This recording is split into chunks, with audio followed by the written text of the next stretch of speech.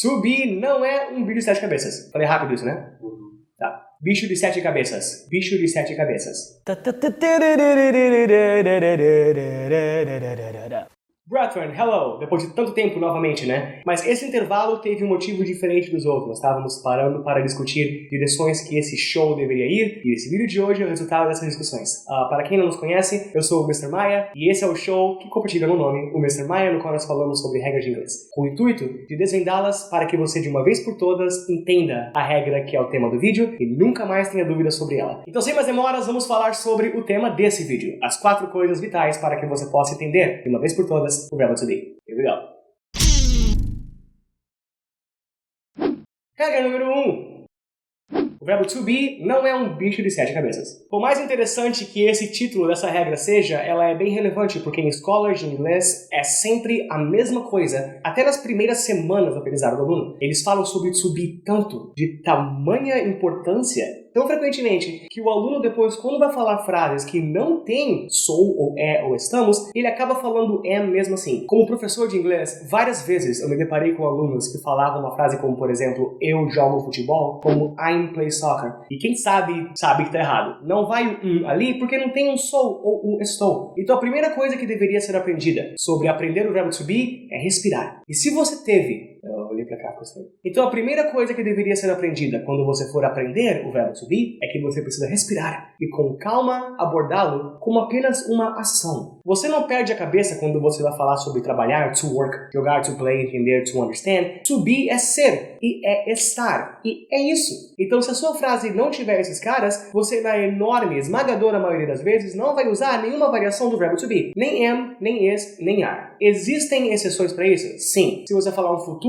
você usa um to be. Se você quiser falar going to, I am going to go, he is going to play. E também quando você quer falar que há ou existe alguma coisa, você usa o to be na sua fórmula. There is ou there are. Além disso, se você não está falando estou, são, é, não fale to be. E pense nele apenas como um verbo normal, porque é isso que ele é. Então, uma vez que você entende que ele é só um verbo, nós podemos examinar por que ele é um pouquinho diferente dos outros. Não muito diferente, só um pouquinho. E isso nos leva ao nosso segundo ponto.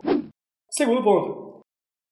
Diferente de outros verbos do inglês, o verbo to be tem uma conjugação mais parecida com a do português. Se você pegar quase qualquer verbo de ação do inglês, você verá que ele não muda tanto dependendo da pessoa que faz. Pode muito bem ser que se a terceira pessoa fizer ele, ou ela, ou it, que é ele e ela se for um objeto, né? Ele vai ganhar um Szinho no final, mas para a maioria dos verbos, quase todos na real, isso acaba sendo a única mudança que ocorre. Se eu falo eu gosto, I like. Se eu falo você gosta, vai ser you like também. Ele viaja, he travels, nós viajamos, we travel. O português é um pouquinho diferente. O final vai mudando com todos os verbos. Gosto, gosta, gostamos. Precisam, preciso. Fujo, foge, fogem. Então, quando nós falamos português, eles mudam um pouquinho e o verbo to be é assim. E essa é a parte mais incrivelmente difícil de ensinar o verbo. Uma vez que você memoriza, e tem que memorizar, quais são as mudanças que entram para que você possa falar o to be correto com cada pessoa, você já está em meio caminho andado. E as mudanças são as seguintes. A versão do verbo to be, que é o to be mesmo, T-O espaço B-E, é a versão infinitiva do verbo. Ele é literalmente o significado da palavra ser ou estar. Ou seja, quando você quer falar uma frase com a palavra ser, você usa to be. Assim como você usaria to drive se quisesse falar uma frase com a palavra dirigir. Ou to see se quisesse falar uma frase com a palavra ver. Não existe muita complicação nisso. Então, se na sua frase você acabar tendo que falar ser ou estar, coloque o to be mesmo, esse T-O espaço B-E ali e está resolvido. A similaridade que ele tem com os verbos do português acontece quando nós vamos conjugá-lo. E falamos verbos como sou, é, estão, são. Aí a coisa fica um pouquinho mais complicada. Mas lembre-se, você fala português, então não existe complicação de idioma que você não possa aturar. Português é um dos idiomas mais difíceis do mundo, então meus parabéns, e o resto aqui vai ser uma brisa. Na hora de conjugar o verbo to be, é só saber de umas coisinhas meio simples. A primeira pessoa, eu, é a mais importante, por isso chama primeira pessoa. I é o número 1, e por causa disso, ele tem a sua versão do to be só para ele, o am. Esse am não vai estar presente para nenhuma outra pessoa. Ele é próprio do I, porque a primeira pessoa merece algo especial. Então, se você quer falar eu sou, é I am. Eu estou, é I am. Todos os outros vão ser are. Você está, you are. Nós somos, we are. Eles são, they are. E é assim que funciona. Aí, nós temos um wildcard. Se você estuda inglês, você já está ligado de que quando ele ou ela fazem um verbo, eles colocam um S nesse verbo, né? Se eu falo o João quer, fica sendo o João wants. O Brasil precisa seria Brazil needs. A Marta conhece seria Marta knows. O motivo disso é que toda terceira pessoa, ele e ela, terceira, né? Primeira é eu, segunda é você e terceiros é eles. Por isso que eu chamo de terceiros. A terceira pessoa no singular tem o poder de colocar o S no verbo. E isso também é verdade quando falamos sobre o verbo to be. Então, quando falamos sobre ele e ela, aí não vai ser are. Para ele, he, para ela, she, e para it, ele e ela sendo objeto, e para todas as palavras que na real são isso. Márcio, Marcela, Marcílio, Marta. Pensando na letra M, por enquanto. O ser estar vai ser is para esses caras. Então, uma vez que você está ligado disso, que eu tenho um to be só meu, am, e todos os outros têm um are, exceto ele e ela que botam um S em tudo que tem is, a listinha do verbo to be acaba fazendo bastante sentido. I am, you are, he, she, it is, e todo o resto are de novo. É igual o português, de certas maneiras. Ele vai mudando, mas o fato que ele vai mudando dependendo de pessoas não deveria ser um pesadelo. É fácil de memorizar, e uma vez que você memoriza, você está tranquilo. E tranquilo é uma boa chave para falar sobre o nosso próximo ponto. Ponto número 3. O verbo to be não precisa da ajuda do verbo auxiliar em muitos casos nos quais outros verbos de ação precisam. Se você pega uma frase como, por exemplo, eu gosto, I like, e quero fazer essa frase uma pergunta, você quer se perguntar, será que eu gosto? Você sabe que você falaria do I like. E nesse caso, você teria usado a palavra do para estabelecer a frase de uma afirmação para uma pergunta. E se você quer falar eu não gostei, você fala I didn't like. Então, no presente e no passado, os verbos auxiliares, do e did, respectivamente, ou don't ou didn't, são usados constantemente para estabelecer se o verbo de ação está numa afirmação ou numa pergunta. E se ele está no passado ou não, positivo ou negativo. No presente e no passado, o verbo to be não precisa disso. Enquanto a pergunta você gosta seria do you like, a pergunta você é seria are you. O verbo to be não usa o do. Ele vai para a esquerda por si só. Então, se alguma vez você tiver que fazer uma pergunta com o verbo to be, não use do como você faria com outros verbos. Pegue o próprio is, o próprio are, o próprio am e coloque ele na esquerda do sujeito. E a pergunta será feita legal. A mesma coisa acontece com negativos. Se eu falo você não precisa, fica sendo you don't need. O inglês velho falava you needn't,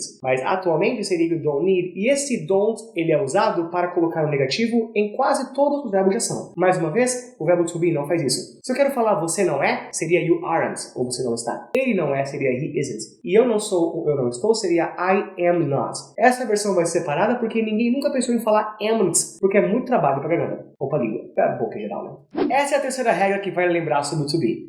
Numa pergunta e numa negação, ele se vira. Ele se coloca na esquerda ou ele vira am not, isn't e aren't.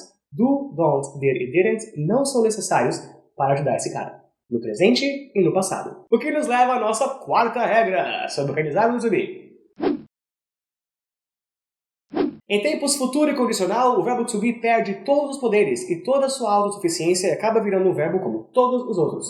Quando eu falo eu sou, eu digo I am. Quando eu falo eu era, eu digo o passado de I am, que seria I was. Quando eu falo ele é, he is, o passado disso é he was. E o passado de are vai ser were. Então, quando eu falo você está, é you are. Enquanto você estava, é you were. No presente e no passado, o verbo to be tem todas as roupas necessárias para nunca usar o do. Mas no futuro e no condicional, ele não tem.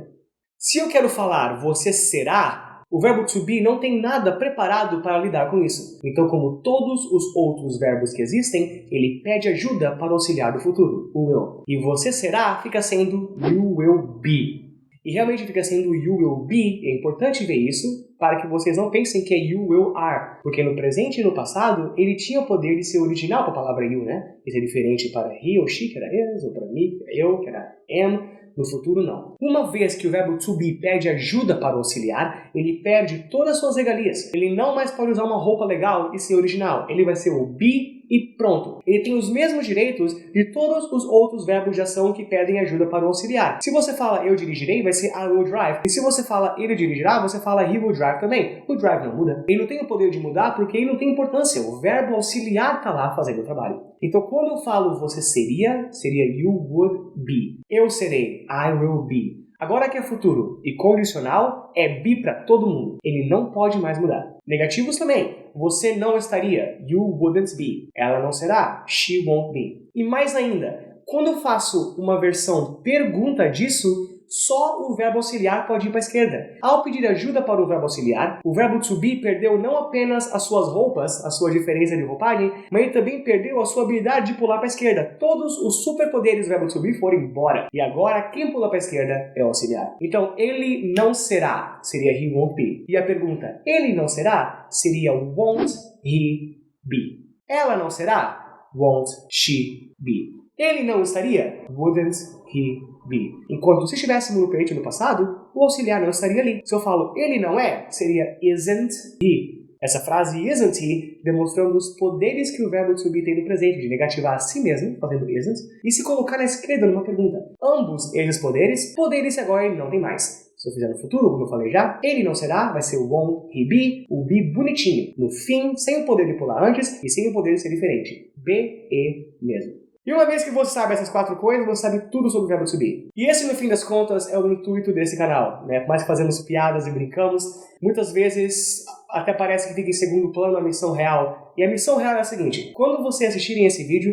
nós queremos que vocês saiam dele com qualquer dúvida sobre o assunto do vídeo sanada. Que vocês entendam de vez as palavras que nós abordamos aqui. Nós queremos dar esse diferencial para vocês. Se você achou legal a maneira que nós sanamos as dúvidas sobre to be nesse vídeo, dê um like no vídeo, compartilhe, coloque na sua timeline do Facebook, seria muito legal para nós. E se você gostaria de ter essa abordagem para sanar as dúvidas que você tem em particular sobre inglês, você pode trabalhar conosco através de 2 maneiras. Primeira, mrmaia.com.br é um livro que eu escrevi e que a nossa equipe, com o Mr. Borba e outras pessoas, conseguiu colocar na internet agora para que vocês usassem. Deem uma olhada lá e nós explicamos várias regras de gramática e nós ensinamos o inglês dessa maneira para que você entenda tudo o que você está falando. Então vá ali, o primeiro e segundo capítulo são grátis. Dê uma olhada, veja se você gosta e se gostar, compre-o. E o segundo seriam as aulas particulares que nós estamos começando a administrar agora por streaming. Se você estiver interessado em trabalhar particularmente comigo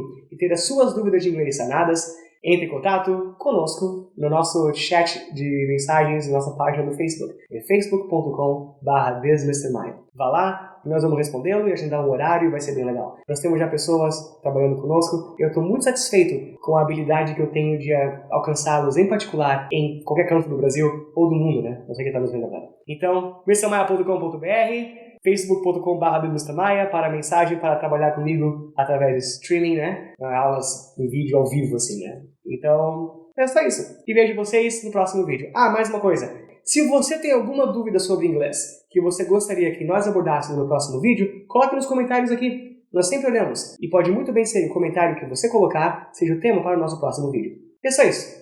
I'm Mr. Maia. Behind the camera is the excellent Mr. Borba. Peace. Stay sharp.